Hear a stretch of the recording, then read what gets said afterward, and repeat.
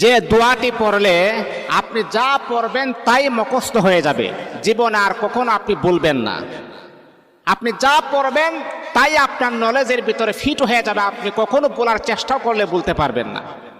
ইমামে আজম রহমাতুল্লাহ আলাই বলেন, আমি যখন প্রায় সময় ম্যাক্সিমাম সময় যখন এই দোয়াটা যখন আমি পড়ি, আল্লাহ পাক রব্বুল আলামিন দোয়ার বদলতে আমাকে এমন ব্রেন, এমন শক্তি আর এমন ফখর আমার আল্লাহ দান করেছেন, আমি যা পড়ি একবার আমি বলতে পারি না।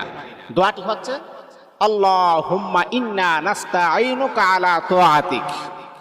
এই দোয়াটা পড়বেন। আপনার সন্তানের স্মরণ শক্তি খুবই দুর্বল, কম, তাহলে মা বোনদেরকে আমি দৃষ্টি আকর্ষণ করে বলি, বাবাদেরকে বলি, আপনার সন্তানকে দোয়াটা 7 বার পরে মাথার মাঝে আপনি ফু দেন, অথবা 1 গ্লাস পানির মাঝে ফু দিয়ে বলেন পানিটা খাবার জন্যে। দেখবেন আল্লাহ পাক রব্বুল আলামিন আপনার সন্তানের মেধা